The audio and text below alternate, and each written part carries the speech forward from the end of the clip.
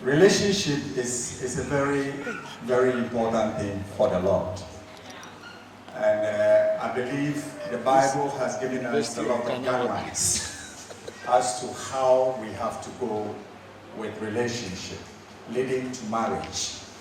And most of the time, young people, you are rushing to do everything possible under the sun.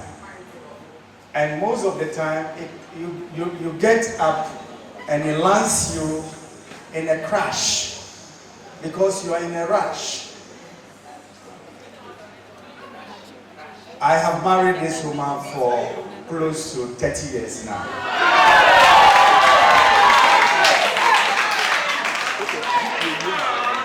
We are very old people.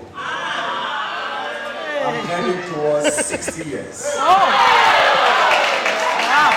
She's about 50 years. So the mechanism is so simple. Oh, okay, that's why. My weaknesses is her weaknesses. Yeah. Her weaknesses is mine. Yeah. And my strength is her strength. Her strength is mine. And so we blend these two and move. We did not just get up and then got married. Let me tell you a little story. Maybe my members, my campaign team members don't know this. I prayed for 1 year for marriage. Wow. And I've been in a church for 1.5 years. So one day I came from my dream. And I was like, I came from my washroom, came and I lie down on my bed, and I saw a lady came and I lie beside me. Then my eye opened. Then the second time again, a similar dream occurred. A similar dream occurred, and so when I got up from the dream again, I asked her, what is this? I want to know what is it. So the third time, I had a dream again. This time around, it was like the world was coming to an end. Then I heard a voice that come out of your gate in the dream. So I came out and I saw couples holding their hands running around. So all of a sudden again, I saw this same lady who came and lied down beside me. Then I held her hand outside, and then we also started proclaiming the gospel that the world was coming to an end. So the next week, when I went to church, I saw the lady passing. Then I said, this was the lady that I have seen 3 times in my dream. So I took a little paper and then wrote on it, God said I should marry you. That was all I wrote.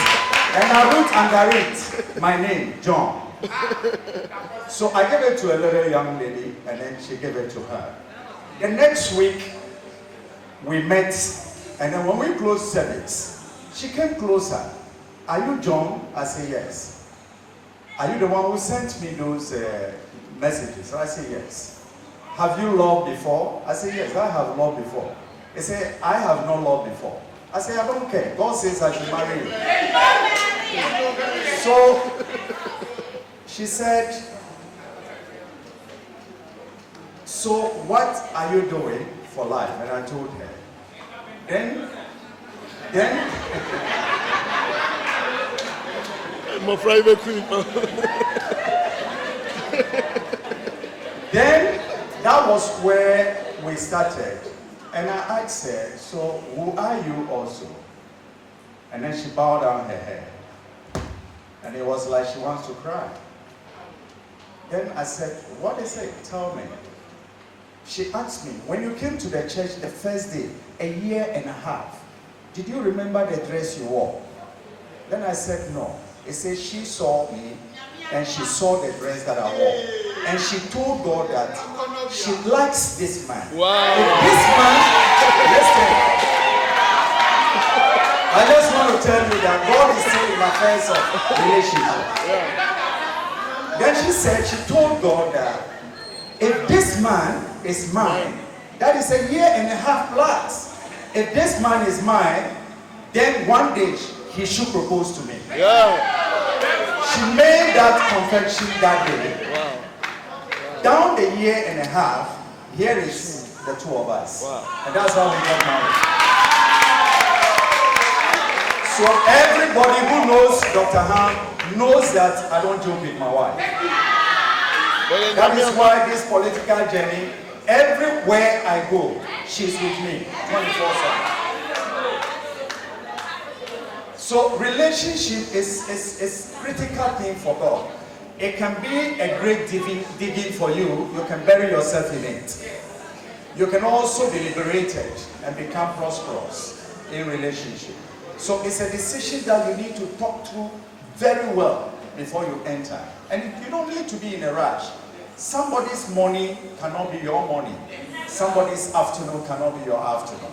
You patiently just have to wait and do the right choice. And God will see this through. Now, this political journey, for me, is a calling. I'm on you now. I don't see politics as a profession. Many politicians see politics as a profession. The two of us see it as a services. So they call it a game. Politics is a game. Yeah. Politics is a game. Everywhere I go, I tell them politics is not a game. It's a services to humanity. Very soon, a lot of chunks of money is going to be, voted for my ministry. When God permits, I become a minister of state.